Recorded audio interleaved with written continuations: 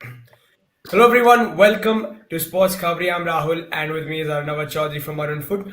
Hirian's going to be joining us very shortly. We're here to look ahead to the Asian Cup 2023. I mean, it is played in 2024, but Asian Cup 2023. We also have Australia in our group, the big boys in the group, and we're here to sort of break down their squad, analyze them, and see where the threats are going to come from when we face them on January the 13th. Yeah. So, Arnava, first things first, Australia, big names in our group, and they really did well in the FIFA World Cup last year in Qatar. They cleared the group stage. They went into the round of 16, faced Argentina, lost 2-1. All in all, quite positive result from the World Cup, right? I mean, a lot of them would have gone back with their heads held high.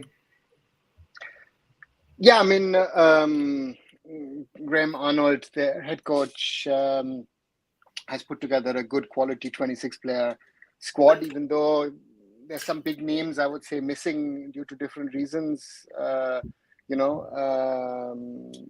therefore, let's see what happens. But I would think that Australia is going to be one of the big ones in this competition who could go on actually to win the AFC Asian Cup. Okay. Very interesting. Arnava. I mean, they still have a fair bit of competition. South Korea, Japan. Yeah. Who are your favorites sort of going into this tournament? If you had to pick one outright favorite. I think there is no outright favorite. I think that Qatar will be strong. They're playing at home. They're the defending champions. They won it in 2019 in the United Arab Emirates. I think the Saudis have done quite well. I mean, we talk about the Saudi Pro League and all these star signings, but I think that they have done well for themselves as well. You've just mentioned Japan, South Korea, not China. Iran most probably could fall into that mix as well. So the usual suspects who normally go from Asia to a FIFA World Cup, those would be most probably the likely teams to fight out for the title, and that will be interesting to see how they can perform and how far they can get in this competition. Yeah. Arnava, we're obviously looking at Australia in particular. A lot of threat from a lot of places in the pitch, but there are some noticeable absentees. Matthew Leckie being probably the biggest. We were speaking about Aaron Moy, who was formerly played in the Premier League but is now retired. Your thoughts on Matthew Leckie being left out? I remember seeing Matthew Leckie regularly in the Bundesliga for Hertha Berlin. So they looked good. He's one of those players that you don't want to turn up on in the box. So therefore, that's a quality player. But they've got a number of ones that you've mentioned. Aaron Moy as being one, Milos Degenek another one. Long-time player in the Premier League, who's now with Red Star Belgrade, who's also not there. The Viking Stavanger boys are missing as well. Some of them who I've seen in action in Norway. I think Rustic missing. So they've got quite a few odd, especially the young strikers. I think Garankuol and Nestori Irankunda, who's going to get transferred next summer to Bayern Munich. Those are the ones where one would thought, okay, good. Is he going to give the young boys who are sort of 17 and 19 a chance? The coach has decided against it. He's going rather a little bit for experience. And from an Indian football perspective, a player who was signed on his pedigree of having been part of Australia's World Cup squad, Jason Cummings is also not part of the squad, and that's, some would say, an interesting one, and or not, but but they still have a good squad. I mean, if we go through it, through the squad, the three goalkeepers, Matthew Ryan, experienced, also has played in the Premier League at the moment. He plays with AZ Alkmaar in the Dutch Eredivisie. You've got Lawrence Thomas, Joe Gucci as keepers, so two rather inexperienced keepers. So if Matthew Ryan gets injured, that might be a thing. If we look at defenders, Aziz Behic as one. Melbourne City, of course, at the moment, experienced guy. The biggest name in their defense would certainly be Harry Suter. There was a comparison today being made between Sunil Chhetri and Harry Suter by the AFC on their social medias today. Guy Rose, Nathan Atkinson, both with Hearts of Midlothian in the Scottish Premiership. You've got Jordan Boss with Westerlo in Denmark, in Belgium. Lewis Miller, who's also in Scotland with Hibernian. You've got Cameron Burgess with Ipswich Town, who are second in the English Championship. Thomas Deng with Aberex Niigata, and Gethin Jones from Bolton Wanderers. So if you look at the defense, the names aren't as big as they have been, but they are all sort of solid players, right? They've got 2 or 3 really experienced, and the others aren't. But again, it's still a very strong team per se. And if I then move on into sort of midfield, Jackson Irwin, who's captain St. Pauli in the second German Bundesliga, Gunnar Metcalf, who's also his teammate at St. Pauli, Riley McCree, who's with Middlesbrough, Kino Bacchus, who's with St. Mirren, Aidan O'Neill, who's with Standard Liège, and Patrick Gasbeck, who's with Viking Stavanger in the Norwegian Eliteserien. Again, the big names per se outside of Jackson Irwin are missing. But I think Australia sort of seems to be moving into the next generation of players. Yeah, absolutely. Another just quickly, probably the biggest name, couple of the 2 of the biggest names in this squad are Matt Ryan and Harry Suter. Matt Ryan, of course, I saw him for a short spell at Arsenal. He came in probably for 6 months or so, but he was good. Whenever called upon, he did a job, and of course, he's experienced. He's played in the Premier League. He's played for Australia for a while now, and is he sort of the leader of the group, or is it Harry Suter who is going to sort of call the shots? I think Harry Suter to some extent, and I think Jackson Irwin is one of those guys who's going to be very, very key. I mean, those are amongst the experience, even though we've not talked about the strikers. If we just want to finish off the strikers, well, Mitchell Duke, who's at Machida Selvia, Martin Boyle, also with Hibernian, Craig Goodwin, who's with Al Wada in the Saudi Pro League, Marco Tilio, who's with Celtic. Then comes a very, very interesting one, Bruno Fornaroli, who is 36, is with Melbourne Victory. Uruguay born, has received his citizenship. So, that could be an interesting sort of addition to that squad. Samuel Silveira, who's with Middlesbrough. Kusini Yengi, who's with Portsmouth, top of the English League One, which is the 3rd tier of English football. And John Iredale, who still has to get his debut, who's with SV in Wiesbaden in the German 2nd Bundesliga. So again, not really the names you would expect. Australia's had big names in their squads over the years. This is name-wise rather an inexperienced squad, but they still have a lot of quality, and they'll be tough. They're strong, they're tall, but again, it doesn't have the names. As I said, they're missing those names. Degenek is missing. Aaron Moy has been around for a while. Rustic has been around for a while. So therefore, maybe there's a chance maybe for India to pull off something in regard to it's the first game. I would hope maybe a draw or something. But again, normally, the Aussies are too strong for India. Are they saying 1 or 2 points would satisfy me? I think this is in the group overall, I'm guessing. It is going to be interesting, Arnava, because when I watched Australia in the FIFA World Cup, that's probably the one time I've seen them play like 4 games in a row, 3-4 games in a row. And one thing that I did observe was that they are quite aggressive, especially in that game against Argentina. I remember when Leo Messi was on the ball, they really gave him a good kicking and in that game. And is that something that we can expect from this Australian side, to be really physical, and India will have to be up for it, up for the physical battle? If we look at 2023, I think one thing which I saw India do very, very well has been the physical side of things. India has challenged teams who we would have thought a few years ago that they were sort of outpowered in the past quite a bit. That hasn't happened. India sometimes has actually outpowered teams. But again, this is a squad which is mainly made up of players who have top tier experience.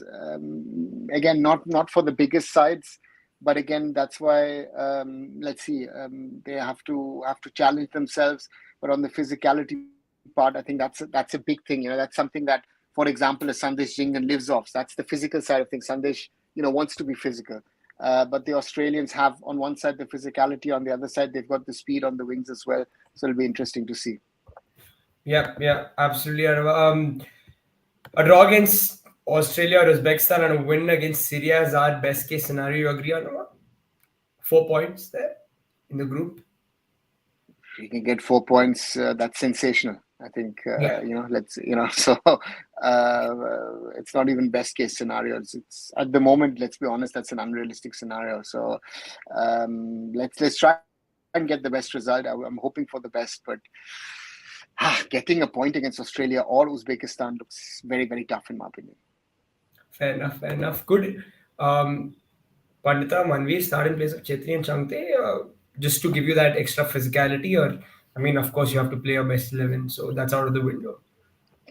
Again, that's the point. I think we've discussed it a few times over the last few days. I don't see Sunil starting off the bench. I think Sunil as a captain needs to be if Sunil is fit 100%, Sunil needs to be on the field.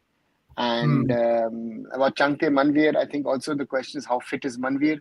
Manveer is coming off an injury, hasn't played much for Mohun Bagan as well. So therefore, that's another question. So yeah, let the coach look at the players. He's got 2 weeks, and whoever is really fit to go and really able to play, that player needs to play in the different positions. Yeah. I know what sort of challenge will the Australian forwards bring to this game, because we got Mitchell Duke who can play up there. He's 6 foot. Sandesh Jingan, like you said, likes the physical battle. Do you think it's going to be just that, or a bit of trickery can trouble us from the Australian white players and players who play through the middle? See, if you look at the way the Australians have picked their team, again, they've given some of the younger ones a chance to be part of the squad because they're looking at the Olympic qualifiers in April for the Paris Olympics this year. So therefore, from that perspective, they have also been very strategic. Key players are there, but they're bringing in some of the younger ones who are part of their under-23s to prepare them for bigger challenges ahead. So therefore, that's the interesting part at the moment in this whole situation that we have is that the Australians are trying to bring in the players to build that next generation. And again, we don't really focus on our under-23. So that's a point I feel. Let's see where we stand. But again, the physicality will be something. And I guess Australia showed it also in the last World Cup. We always speak about the physical side of the game, but they're also technically not that bad. Yep. Another one quickly, again, on their white players, Craig Goodwin. I think he got the goal against Argentina, if I'm not wrong. He's already scored, I think, 6 this season in the Saudi Pro League. So he's there. He's a guy from wide who can score goals. Is he going to be too much for Nikhil Pujari to handle? What sort of a player is he? Does he like to take on defenders, or somebody who just has that raw pace and he'll just beat you for pace? I think Craig Goodwin is an example of a player who will have an advantage with this tournament because he's playing in the region, right? He's playing in Al Wada, so he knows the weather conditions. He played, as you said, in the World Cup last year. He can do all kinds of damage, and I think that's the danger with these kind of players. So we are, let's see where do they stand? Yeah, Riley McGree is another option if they want white players, a younger option. He's playing at Middlesbrough right now, second tier of English football. We know how competitive it is, although it is a second tier, and they've got options if they want to use them, and they can certainly hurt India. Whatever, from an Indian perspective, going into this game, what do we do? How do we approach it? I think what I've said with certain teams in the ISL in the recent weeks, where I would say look at the games as quarters, break down the games in sort of 6 quarters. You have to try and find ways to try and block the Aussies. try and hit them on the counter potentially, and try and get maybe free kicks or corners. That's, I think, the first strategy. If you're trying to play with them, against them, and that's, I think, the example of Bangladesh, it's not going to work. I don't think it's going to work. And that's the, which is going to be very interesting to see how we build ourselves. Again, we were discussing yesterday, will he play a 4-man backline? Might he choose a 5-man backline? Because he's played back three in the past, Igor Stimac. So therefore, that's going to be a challenge, and it'll be interesting to see how he really sets this team up. I think that's going to be the interesting one, and let's see how it goes. And let's see, and Sushmit, also from my side, happy New Year to you as well. Yeah, absolutely. We'll be in a tough spot without Sana. Singh, again, the coach has decided to take on younger defenders in Mehtab and in Lachung, while on the other side, he's decided to use Beke and Pritam, who could potentially play in the right back position, but also as centre backs. Let's see where we go. Yep. Australia, are all Australians, I think, Adi is asking whether they're from Australia, they'll feel like they're diaspora players. I know a number of diaspora players that Australia have. I think the ones where you think they sound Aussie, they are the diaspora players. The ones who are, that's the reality. Those English-sounding names are actually Aussie-born English players. And the others are born in Australia, right? So they're not diaspora players per se. And Australia is a multicultural society with people from all around the world going over there. So therefore, they are not diaspora players. Yep. As per our definition. Yeah. Yeah. What do you think our backline should be, Arnav? Because again, interesting game. It's a tough side. Say we play a 4-man backline, who would the 4 be? Again, I think Nikhil Pujari and Akash Mishra to me are the given ones. Sandesh Jingan is a given, and then the decision is: are we playing a 4-man backline or are we playing a 5-man backline? Rahul Beke played the last 2 matches and played very well in the last 2 matches. So that's Beke does get in for me at the moment. If he plays a 5-man backline, then potentially Pritam Kotal also comes in. So we have, So therefore, we have this situation of who makes sense or who doesn't make sense. Again, that's the question for the coach to answer. Who is he going to play? He has options, but again, he has to decide which option he goes for. Would you go with the back 5 or Nama, personally? As the white players, Pujari and Akash, while I go Pritam, Sandesh, Rahul Beke. Okay, interesting. So then you would play a 2-man midfield, Apuya and Suresh, without a number 10? Yeah. Okay. Yeah, interesting. So I know then the idea would be to just sit back and counter fast with your white players. Fast, and depending with your white players, again, and there you have Mahesh on one side, you could use Liston on that side, you could use Changte, Manveer, or Changte even on the left. You have options. So that's going to be the interesting one. Who do you use? You could even go and sort of play a 5-3-1-1, where you potentially say, listen, I will...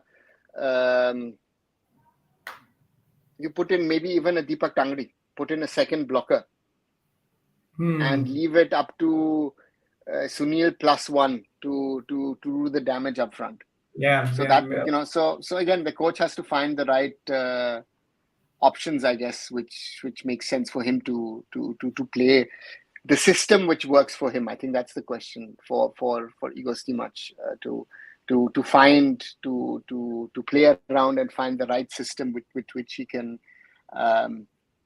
cause Australia problems, or keep Australia as far away as possible from your own goal. Yeah, then if this is the system that we do employ, then the question of an attacking midfielder is out of the window. So Brandon or Thapa doesn't matter, right? Yeah, Yeah. to me, So yeah. yeah, absolutely. So that means this is what Arna was expecting, a sort of defensive approach, and then we hit hard on the counter, and possibly take our chances when they come. Um, Again, Arnav, goalkeeper pretty straightforward for you because I know we spoke about it yesterday, but Gurpreet or At, Amritsar at the is moment, at the um, moment for the first game, certainly Gurpreet, and then let's see. Um, it's not. It's we'll have to wait and see what the coach then decides. yeah, and we're not expecting India to play any sort of keep the ball football and stuff like that against Australia. It's Do you expect them to sort of go long, go direct from minute one? I think the question is what you want to play, because we saw Igor Stimac talking about um, the possession against Qatar. So the question is it that you want to play? The Aussies might say, listen, we'll hit India on the counter because I think they've got speed. So therefore, but again, I think they'll try and control this game. This is something which you see with Asian teams when they go to the bigger tournaments like a World Cup. They are the ones who are sort of in a defensive shape. When they play continental matches or they play qualifiers, they become more of the attacking side. So that's, I think, what I would expect from Australia against us. What would be more dangerous? I don't know. I mean, would it be if we held on to the ball and let them play on the counter and they hit us and score a couple with that pace that they have, or let's us sitting back, and then them eventually breaking through? The What? question the question is how much can we absorb? There are teams that can absorb a lot of pressure and have minimal of the ball. I think the best example at the last World Cup was Japan, who had around 20% of possession against Spain and Germany, and they beat both of the teams. So therefore, and when they had to themselves control the ball in the match, they had their problems, and that's the challenge that you have. Is what is the style? How much pressure can you sustain? I think that's the challenge that India has. And do you, to some extent, yes, you'll have to try and keep the Aussies as far away as possible from Gurpreet's goal or India's goal. Yep. Anava, okay, we have spoken a fair bit about Australia. We sort of know their threats. And moving to India, do we have any news on Indian players? We've got a fair few injuries. Any fresh updates that you can give us on Indian players? See, I think the whole squad is training at the moment. There's been no updates in regard to some of the players who are carrying some niggles or injured. There's a lot of speculation going on at the moment regarding Sahal.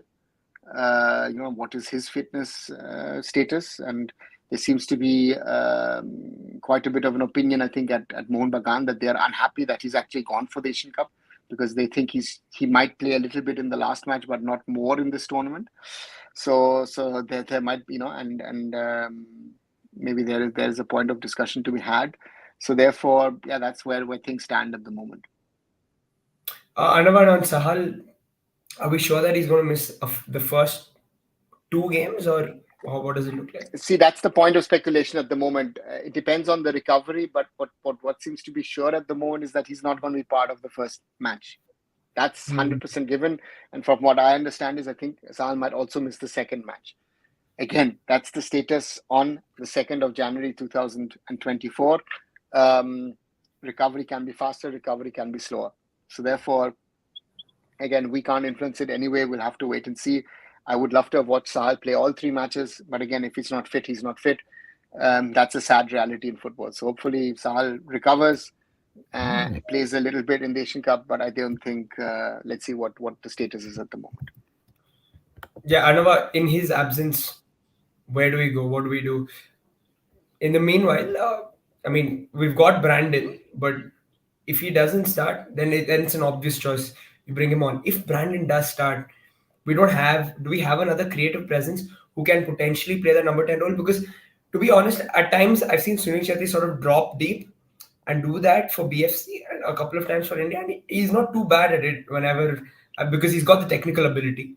Um, do you see somebody else sort of filling in and playing that role, that slightly deeper attacking midfield role? I mean, from a second striker or an attacking midfield role?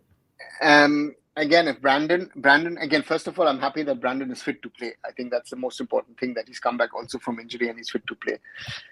We have options. I think we have options in regard to Anirudh Thapa or potentially even Apuya, to say that, listen, I will play with the Suresh and Deepak Tangri as my blockers, and I put Apuya a little further in front. I think Apuya has learned a lot from Ahmed Chahu at Mumbai City, and he's learning a lot now also from Joel van Neef.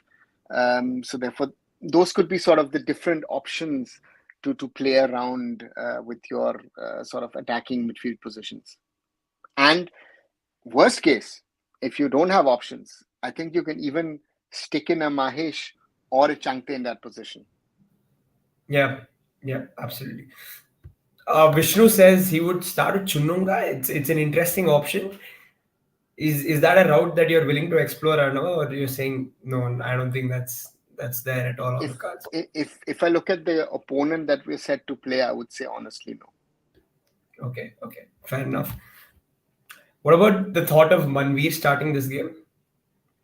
Again, I think it's a toss-up regarding Manveer and Changte. From that, it might also be that Mahesh might be replaced by Changte. So therefore, the coach has options. And again, he still has more than 10 days to go. The coach needs to see how the kids are training.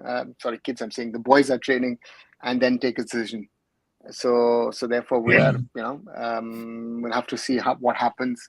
And and then take it. I think the coach needs to then take a decision on the 12th or even on the morning of the 13th, who is going to play, who's not going to play. And I think that's the, sometimes coaches have this feeling, this player looks good at breakfast, let me take in him. And that's the challenge. There's a comment on leaders on the pitch. Hansi Kush saying that apart from the man himself, there are no leaders. He's referring to Sunil Chetri, I'm guessing. So but there are leaders on the pitch.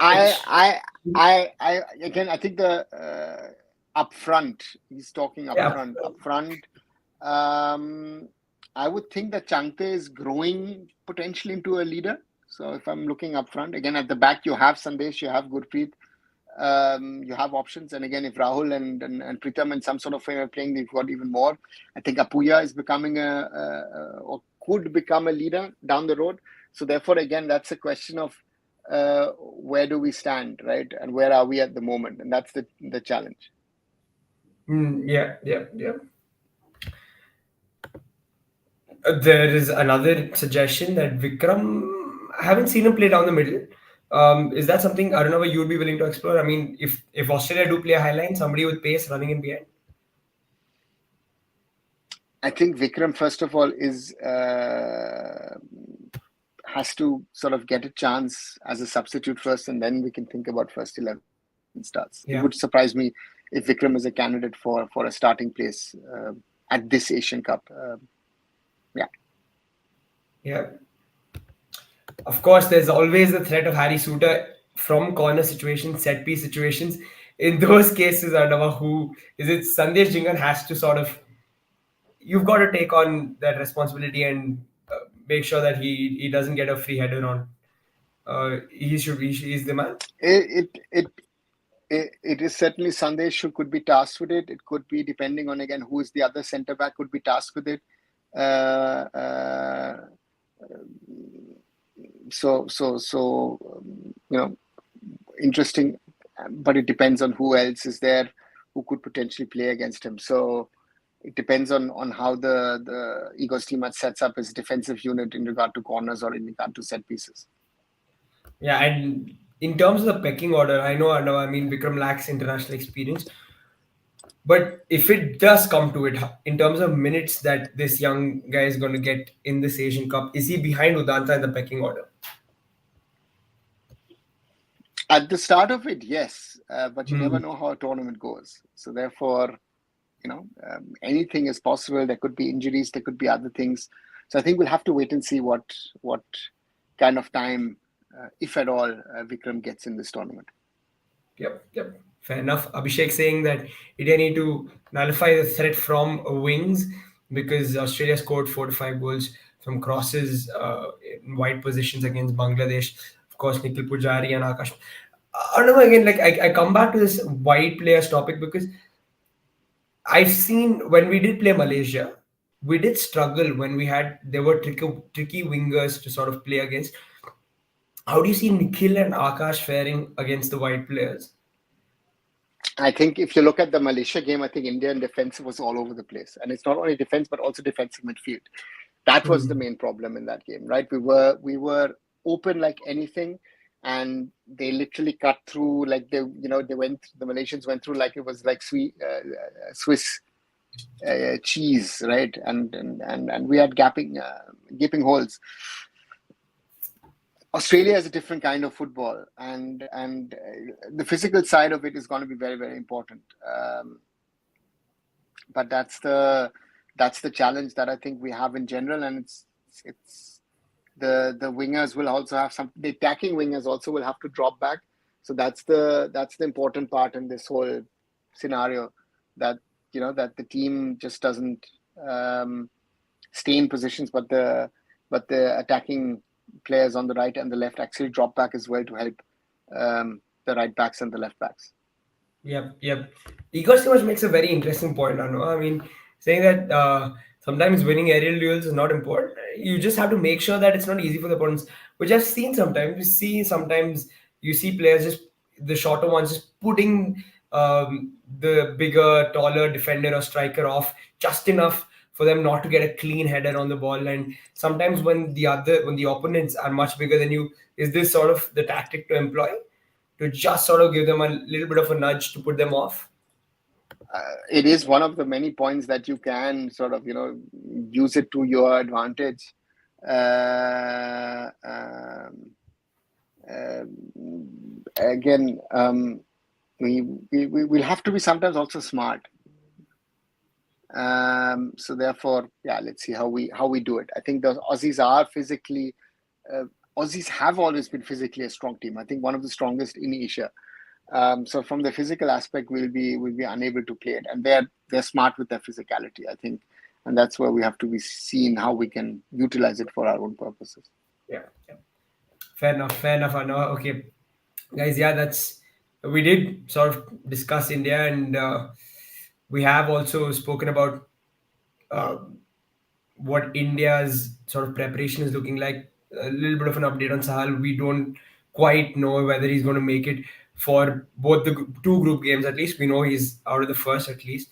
And yeah, it's going to be interesting. Before we wrap up, Arnava, should India slow the game down against Australia? That's one tactic that we should employ and kill as many minutes as possible. Um, could be a strategy. Could be a strategy to slow the game down, to try and play around at the back. But we don't have the players for that, to play Yeah. around the back, right? So that's my concern, that at some stage the defenders will get panicky and then throw in a long ball and we've lost the ball. So that's where you Apuya, um, Suresh have to then take charge of things, and that's the question, if they've got enough people around them to slow down the game. Yeah. Going to be very interesting. I completely agree. I think Apuya, if anything has to happen through midfield for India in the build-up, it has to come through him, and he's sort of going to be that calming presence in midfield, and hopefully he can do it, and hopefully he can surprise all of us. And yeah, you never know in football. But yeah, thanks Arnava. Thanks everyone for joining in the chat. It's been good. We've spoken about Australia, our first game. It's going to be a lot of fun, and watch out for the next couple of days because we're going to do an analysis on Uzbekistan and Syria as well. So yeah, thanks everyone in chat. Please like and share these videos. Subscribe to the channel. Sports Kabri, Arun Food, Curious Harry, and Indian Food and Football. We'll be back. Good night. Thanks everyone. Good night everyone.